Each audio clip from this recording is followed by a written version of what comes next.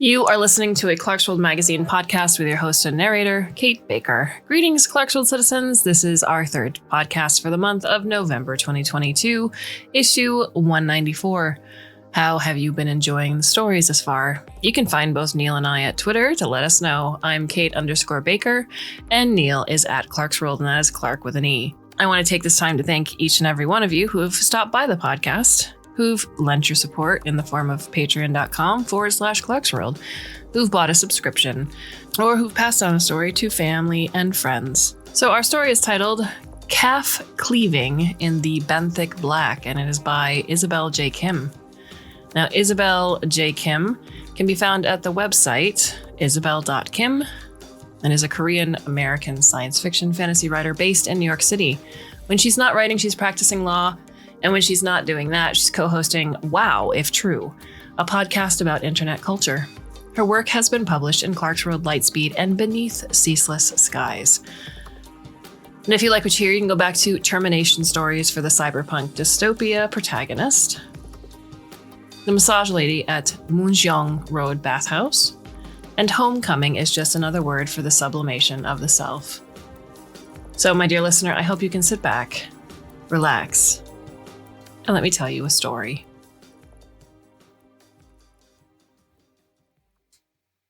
The technical term is generation ship cascade failure, cryogenic collapse, millennium drive breakdown, failed ship in a bottle revolution against the corpo state hegemony. I call all the outcomes whale fails, though, because that's what they are. The carcasses of something that used to be alive, floating slowly down through the black. I guess that makes me one of those blind fish that flit around in the dark. Those pale, monstrous things with teeth like needles.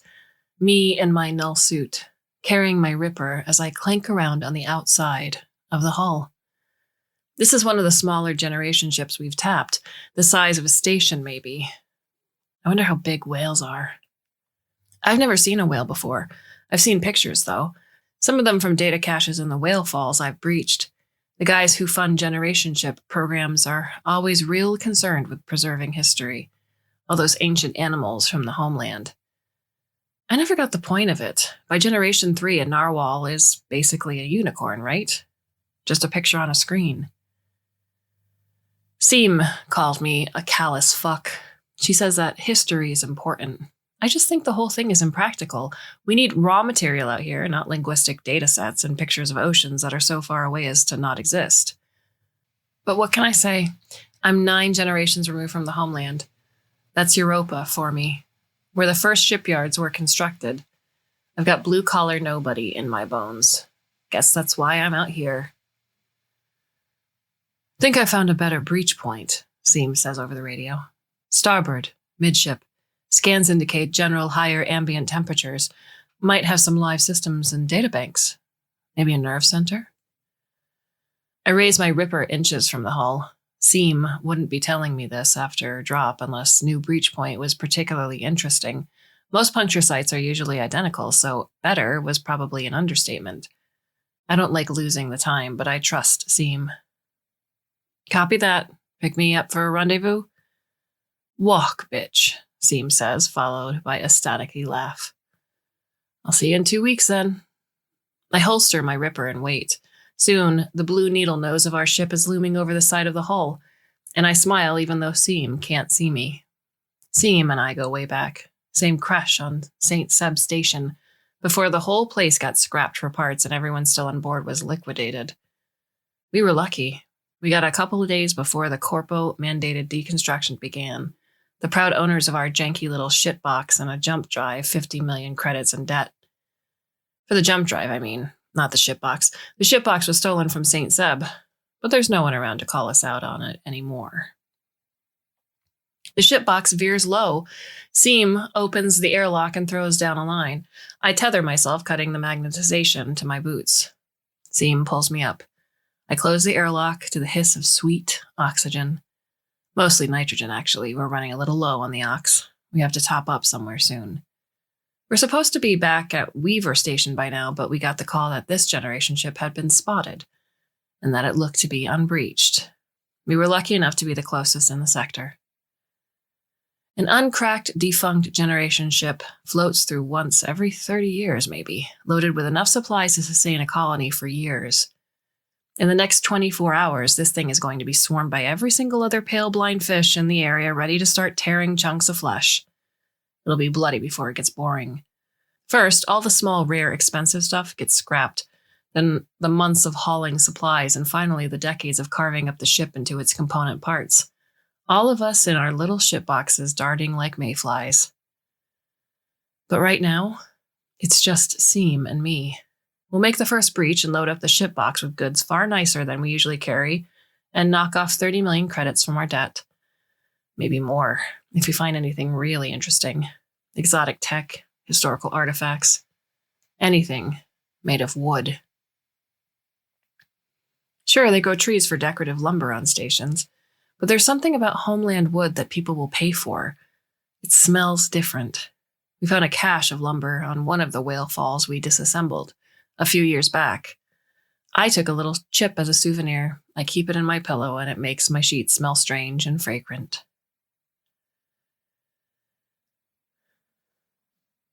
Seam swings us around to starboard midship. The heat map proves her right. There's a blood-red hotspot. Live electronics, probably. Some sort of core system. The last piece of the generation ship still running. They took the white core of St. Seb apart last.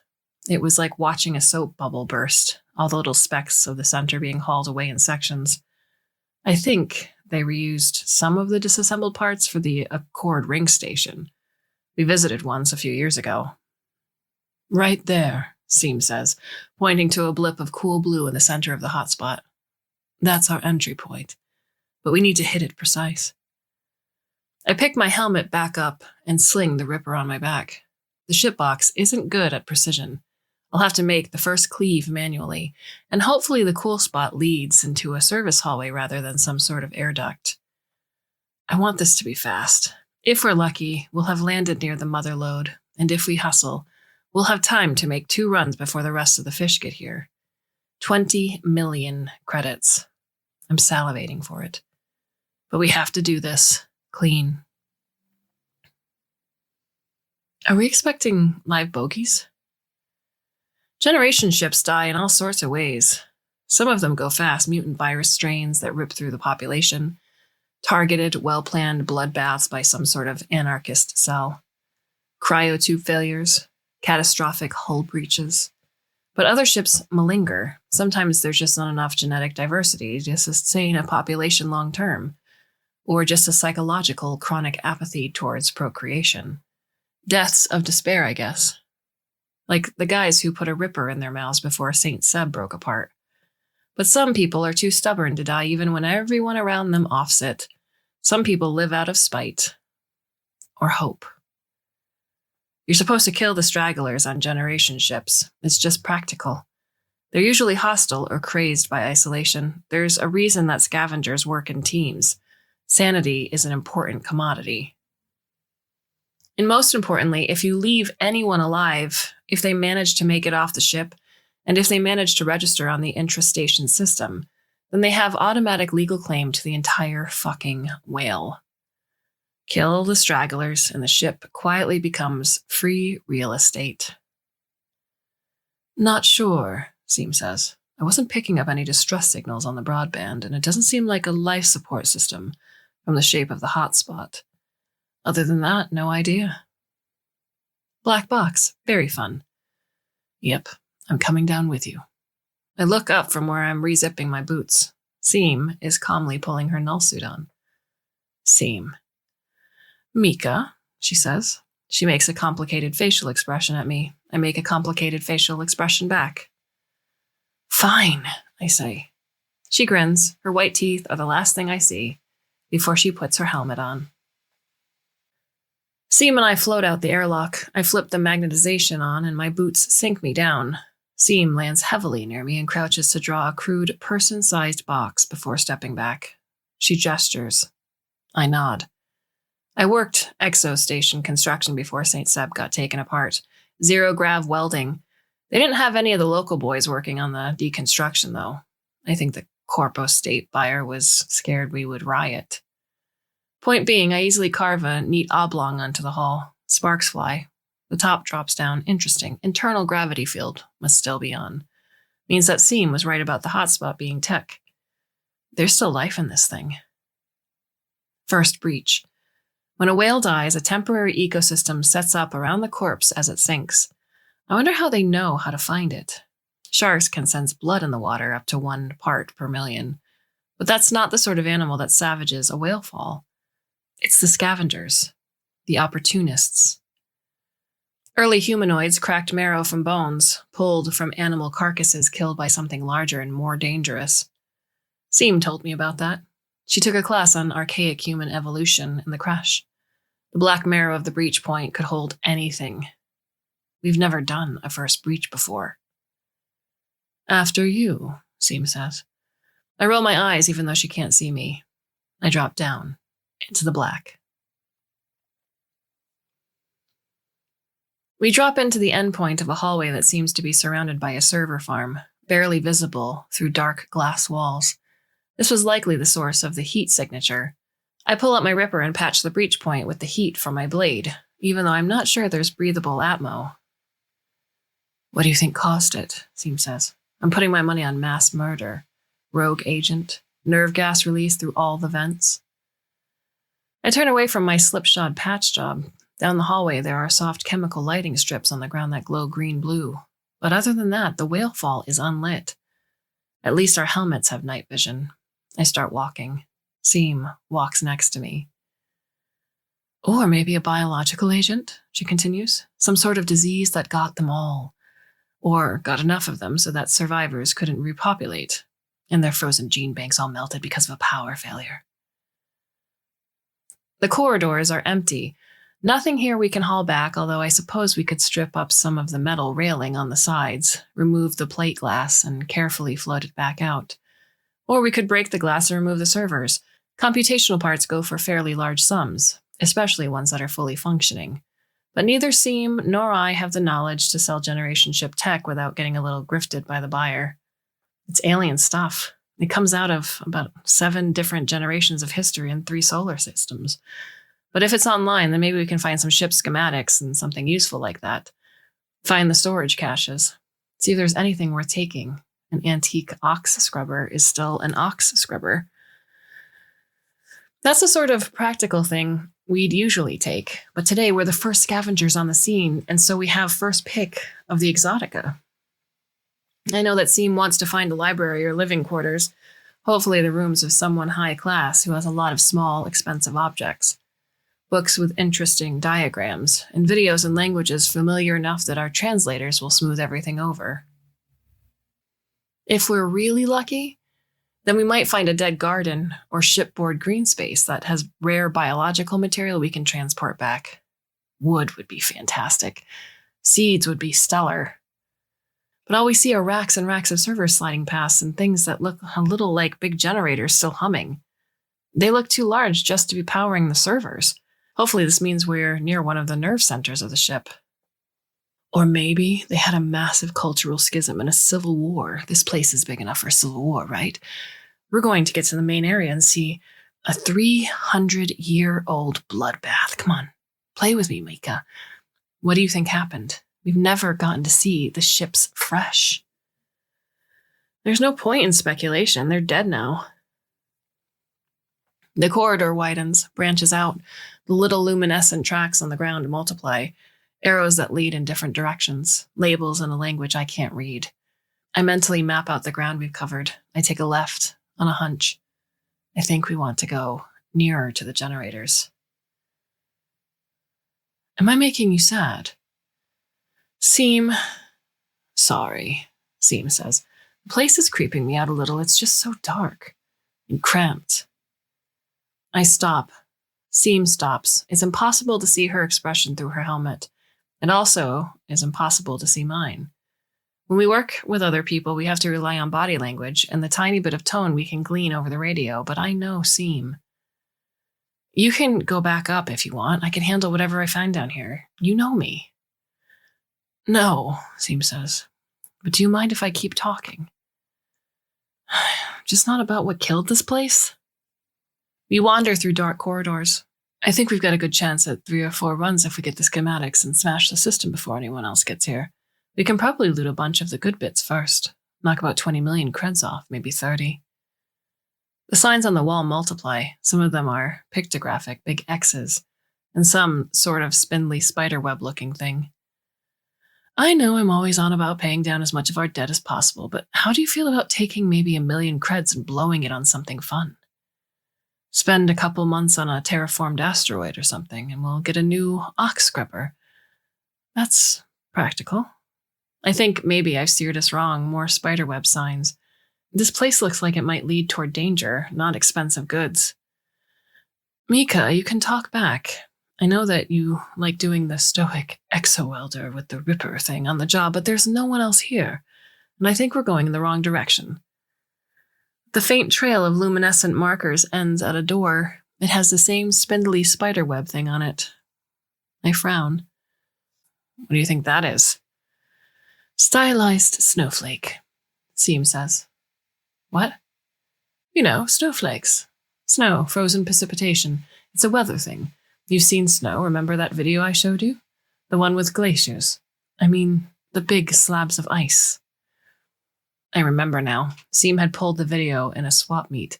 She liked to go trade data with other scavengers, and she always came back with new media.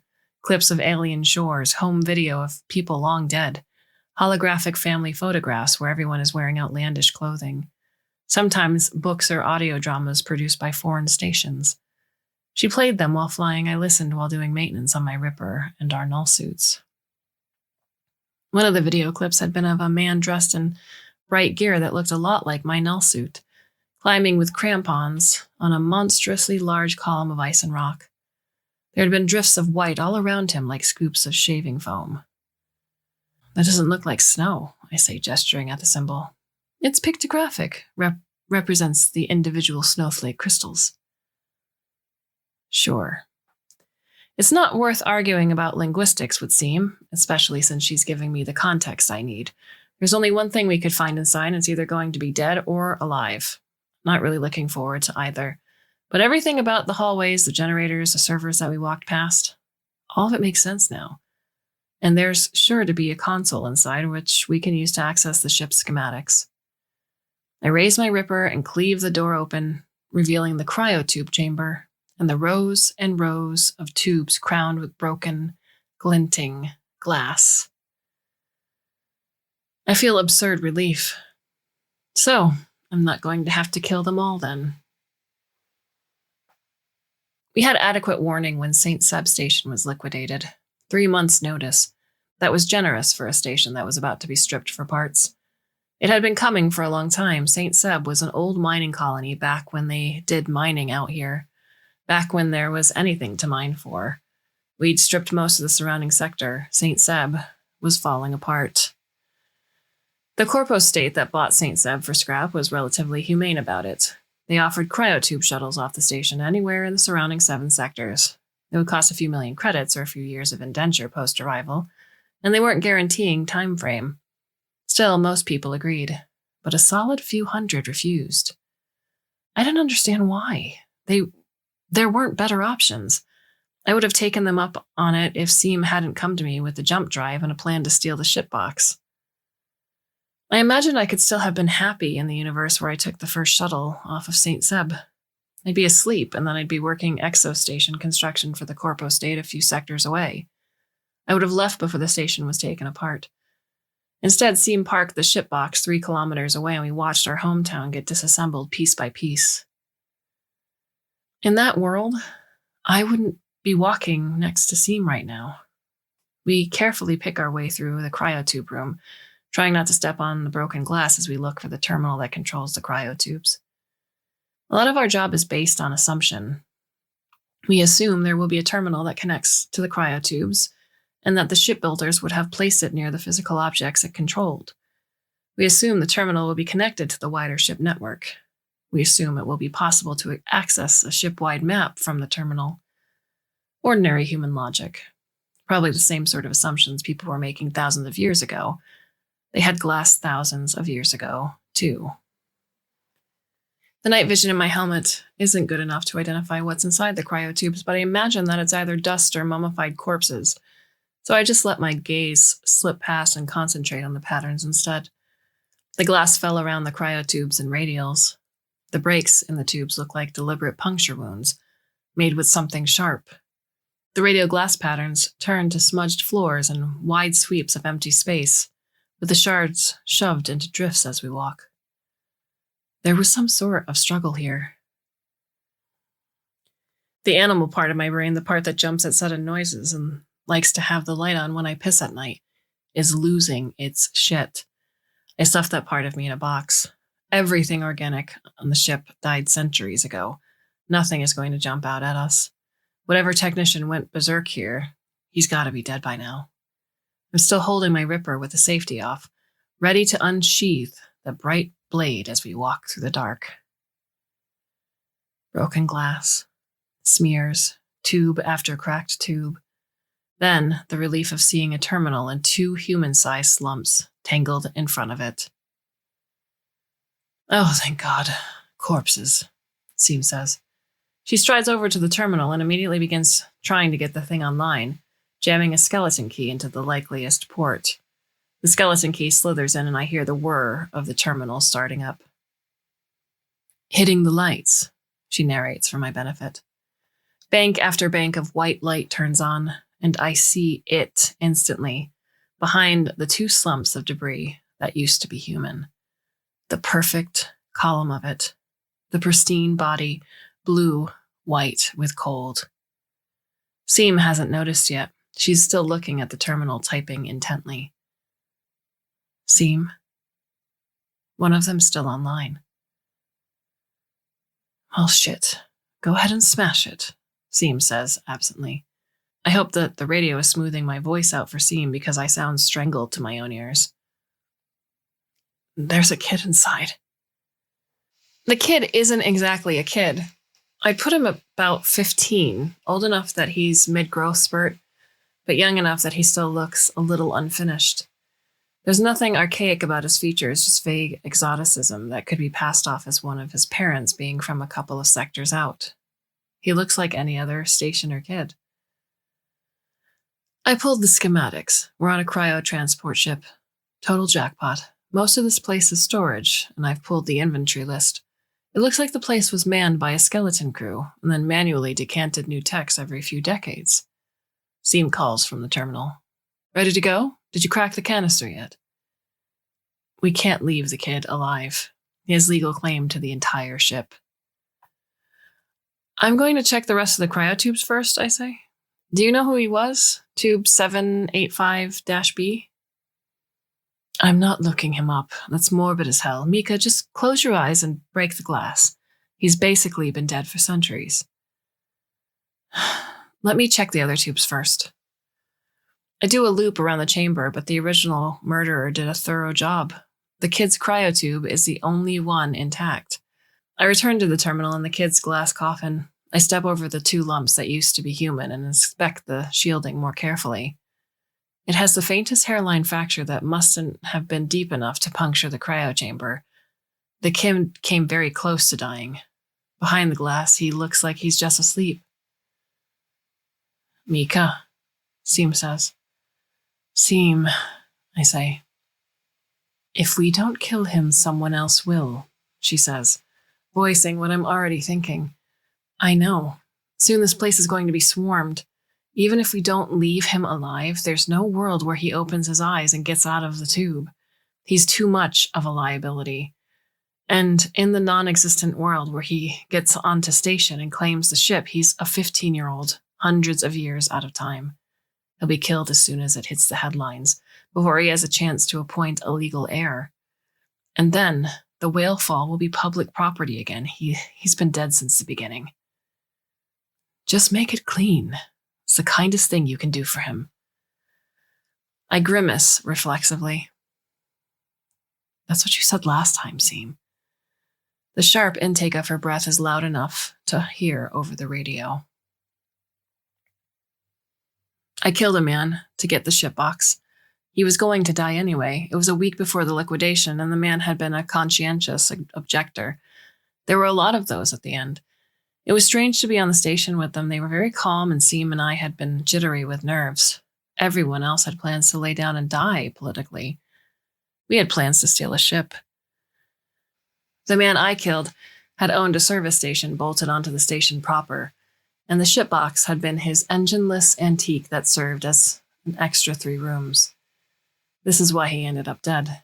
Seam showed up at my doorstep cradling the jump drive and said, "Mika, don't ask me where I got this. Do you want to run away with me?" And I said yes, because Seam and I had grown up together and I loved her, which then led to my attempt to cleave the shitbox's airlock from the station, which led to Seam's neighbor storming out at us and nearly throttling Seam, which led to me putting my ripper through his chest. I didn't mean to hit his chest. That part was an accident. I meant to scare him, but he moved too fast, and then he was dead. "You made it clean," Seam said later, when she was comforting me on board the shitbox, after we had managed to cleave the airlock and attach a new door, while we were watching St. Seb's white core being taken apart. "That's the kindest thing you could have done for him, and he would have been dead now anyway. So you didn't really kill him, okay, Mika?" And I didn't say what I was really thinking, which was that we could have just told him about the jump drive and we could have all left together. I said, "Okay."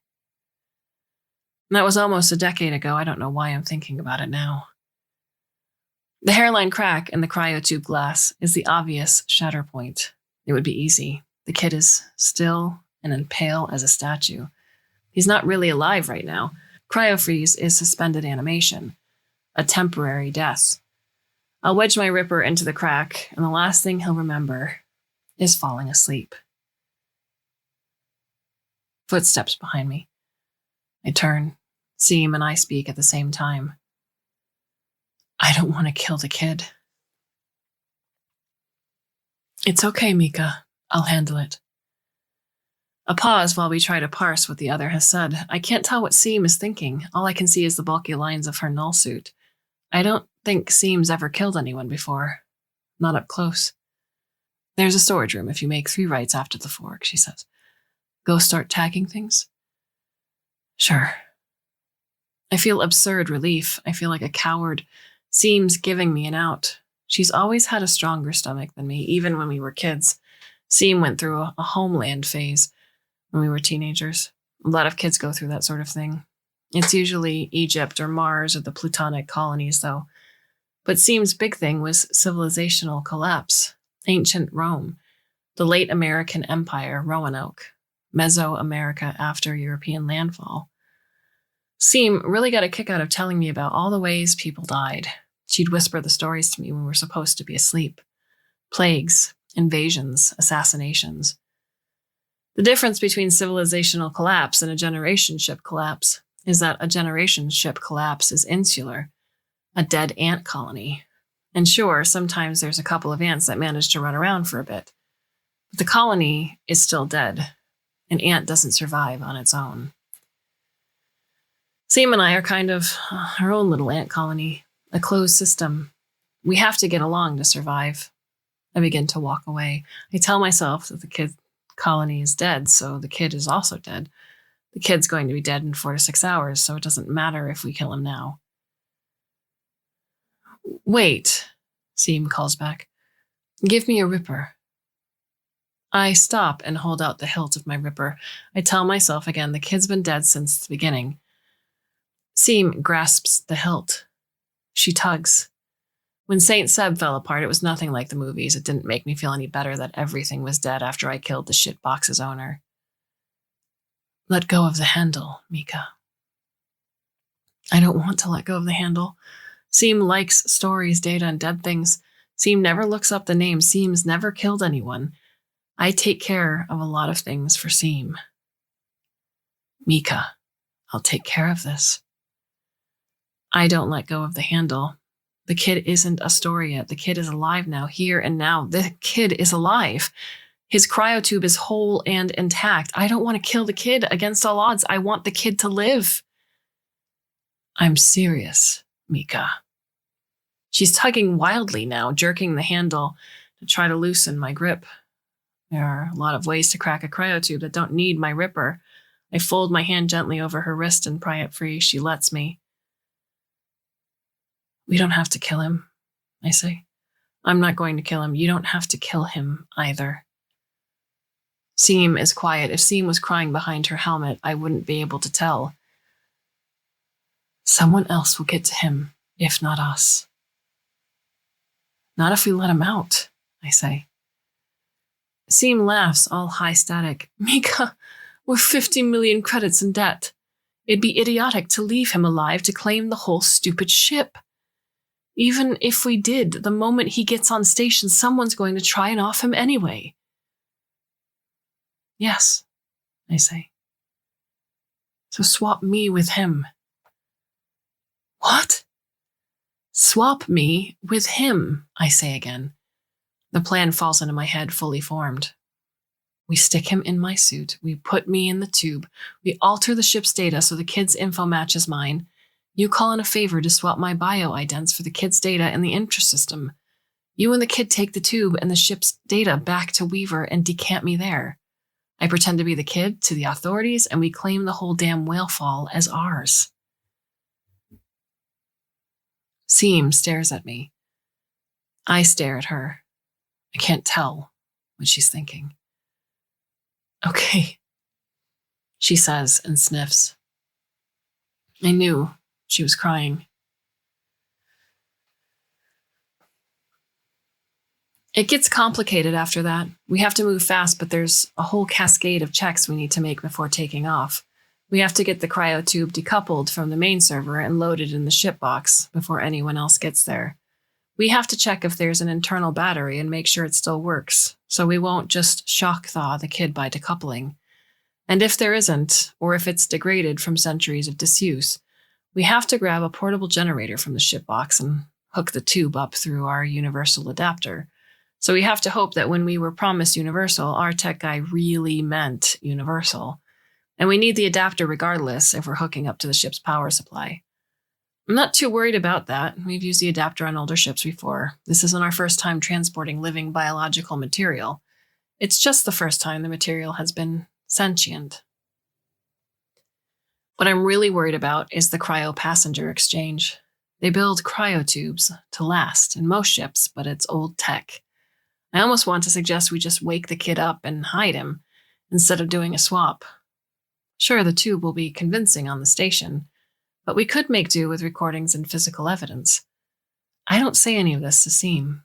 I remember checking the aux a few days ago. I do some mental math while following Seam's instructions as she reads them off the terminal. Clip these wires, loop these tubes. Every weird noise makes me flinch and I lose my train of thought and have to restart my equations. I give up. I'll think about oxygen when we're all safely back on the ship box. We've got less than an hour before other scavengers touch down if we're unlucky. We have to go fast. We have to do this clean, but we get lucky. We test the adapter and its indicator lights up clean. The battery hums steadily. I get a trolley from a supply closet and we do our best to wheel the cryotube down the hallways and back to our hull breach. I repuncture the hole and climb out, turning the magnetization on my boots back on. Outside, every passing bit of space debris catches my eye. It's irrational. There's no point worrying. Scavengers could be landing on the opposite side of the hull and I'd never notice. The only thing to do is move fast. It's a careful winch and pulley situation to get the cryotube through the hole, and even more careful float of the cryotube over to the airlock. We've transported big cargo 1,000 times, but I'm still sweating in my null suit by the time we get the cryotube into the ship box.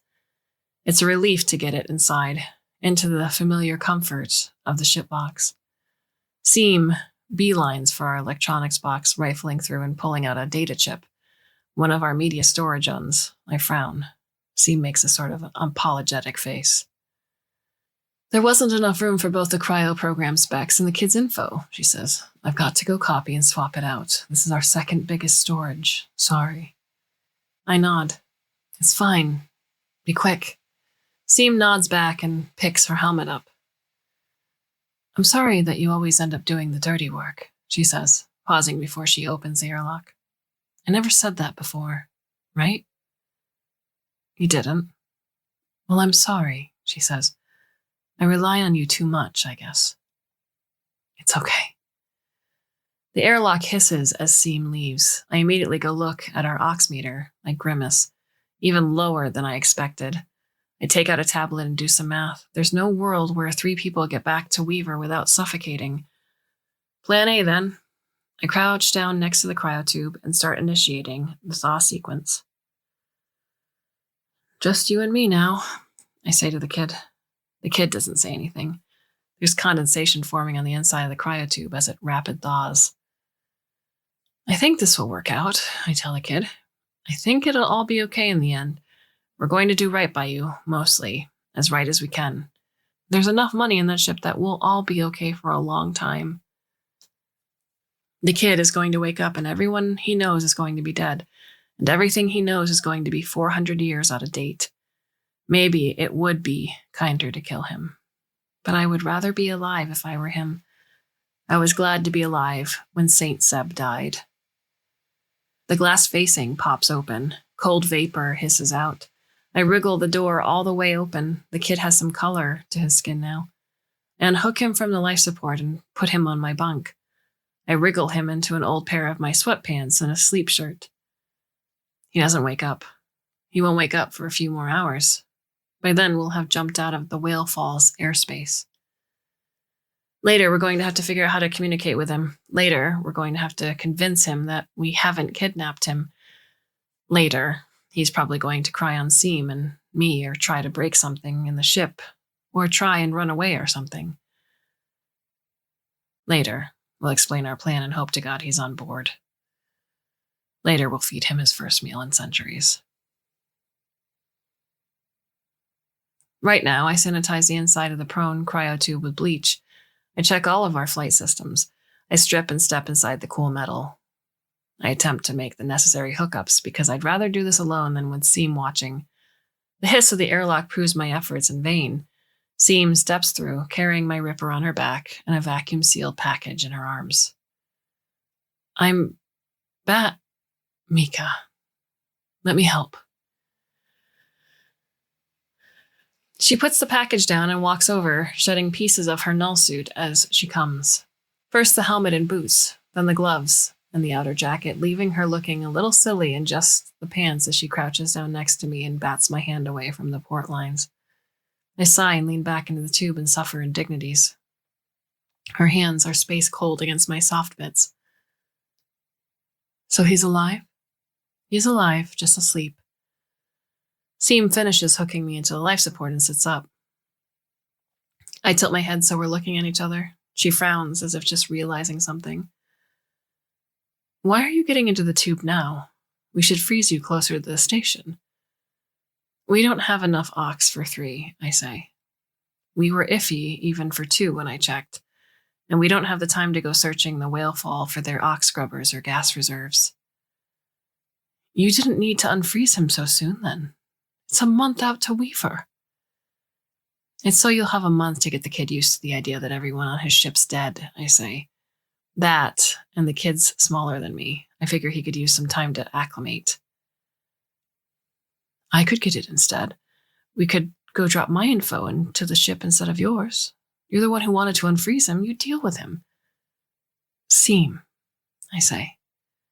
Mika, she says. She makes a complicated facial expression at me. I smile at her. I love her. Seam's not getting in any ancient cryotube while I'm around. She's not going to be the target of every merc after the whale fall while I'm around. She sighs and leans forward to run her hand through my hair. His name's Alex. He's from the homeworld. North America. California before the floods. Near the ocean. You could probably make him tell you about whales and dolphins. All sorts of fish. I close my eyes and lean back. You'll be okay without me for a month, Seam. Hit the cryo. Mika, she says again. I crack an eye open. Thanks for stopping me earlier. Seam leans down and kisses my forehead. I grin. She loves me too. I push her away and pull the glass door of the casket down. Hit the cryo, I say again. I close my eyes. See you in a month. The world goes dark and muffled around me. I imagine this is what it must have been like in the first space flights. Dark and strange and cold. That must be what it's like at the bottom of the ocean, too. A whale fall is a good thing in the benthic zone. It sustains everything for a little longer in the black. The air grows freezing around me. I imagine Alex waking up in my bed and wondering why there's a piece of wood in it. I imagine explaining and then asking him about California and the ocean and whether he's ever seen a whale before. My extremities go chilled, then hot, and then numb. It's hard to think now. Everything feels slow. I'm almost gone. I imagine Seem telling me about the month I missed and kissing me sweetly on the mouth. I imagine waking up, and all of us, alive.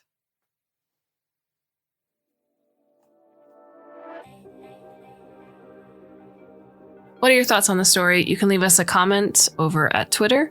I am Kate_Baker and Neil is at Clarkesworld. We love hearing from you guys. We have a few more stories left for you for the month of November. We hope you come back and listen again very shortly.